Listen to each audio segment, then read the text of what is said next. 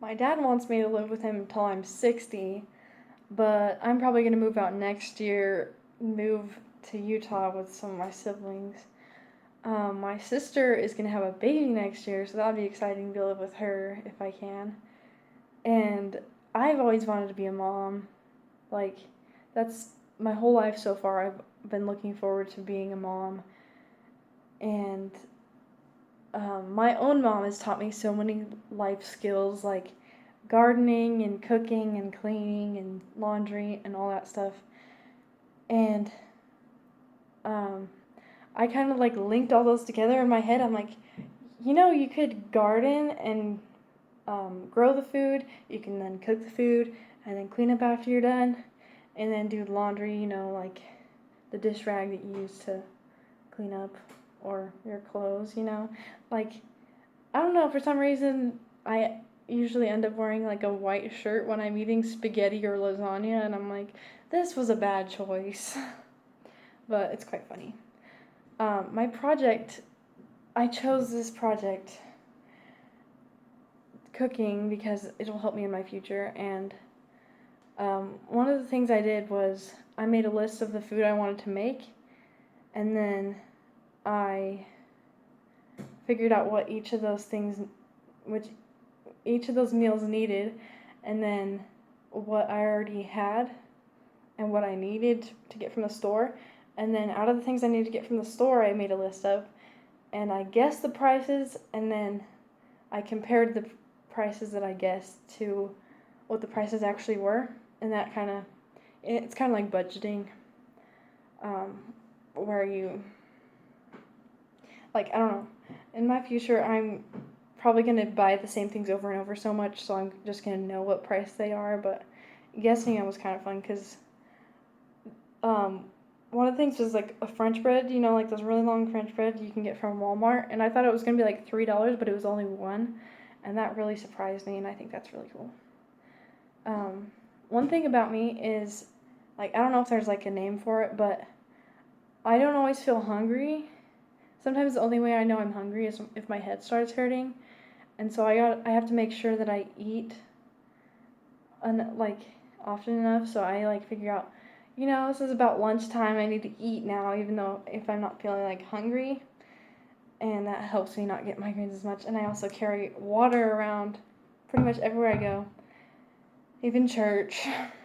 Some of the foods I made for my project were tacos, rice-a-roni, Hawaiian haystacks, pizza, and sandwiches, and something else, I don't know. But it was fun having like lots of different meals, and I could just make them for my parents, because my parents have been pretty busy lately, so it was nice cooking for them and having meals that have all the food groups. And something I think is crazy is one of my cousins, she used to be vegetarian, which they don't eat any meat. How can you not eat any meat? I would honestly love a medium rare steak right about now. Like, I love steak. But vegans, they don't eat meat or any animal products. That means no eggs. Okay, this is an empty carton, but I have a whole stack of eggs right here. We have like about 20 chickens. And I just can't imagine not having eggs or dairy or any meat. Meat is definitely the big one. Like, that's crazy. My mom can't really have that many eggs or dairy because of allergies. And I think that's hard enough, like, cooking without those.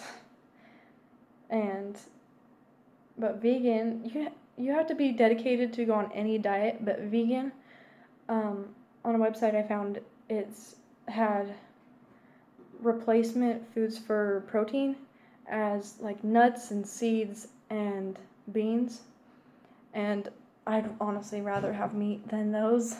That does not sound that good. Sometimes if my mom needs more protein, she eats like a spoonful of peanut butter, so that's okay, I guess. I have gotten pickier as I've gotten older about some things. Like, I used to be able to eat a spoonful of peanut butter, but now I'm just like, that doesn't sound that good. But there's this app that I used to use a couple years ago. It's called MyFitnessPal, And, well, it has a website and an app, so you don't have to get it on your phone. You can just have search up the website when you get on. But first you put in your weight and height, so it knows about what size you are, and then you can put if you want to lose weight, gain weight, or maintain your weight, and I put maintain my weight. And then you would put in, whenever you eat food, you just put it in, and you can search up even to the exact brand, which I find that really cool because every brand's a little bit different, so it makes it more accurate to have the exact brand. And then it also has exercising on there, so if you exercise, then it'll know about how many calories you burned in comparison to like how many you ate, and I find that really helpful. And another thing I find helpful is this MyPlate website. You've probably seen it before. I didn't color it, but I drew it. Fruits would normally be red, vegetables green, grains orange, protein purple, and dairy blue. So, it's hard to pick. Like, it looks so different when it's not colored, but they're supposed to be about a cup each. And I love having a visual because, you might not have all your food groups separate, but let's say if you have rice-a-roni and it's grains and protein, it would take up like half your plate. And if you add some vegetables in it, it would be like a big part of your plate because it's all the food groups. And I think that's really nice having a visual because just hearing the measurements, sometimes you can't like picture what that's going to look like, but having a visual is super helpful. If you've ever seen the movie Elf, their food groups are way different than ours. They're candy canes, candy corns, and syrup. Elf, the main character, is always pulling out syrup out of his sleeve and putting it on spaghetti.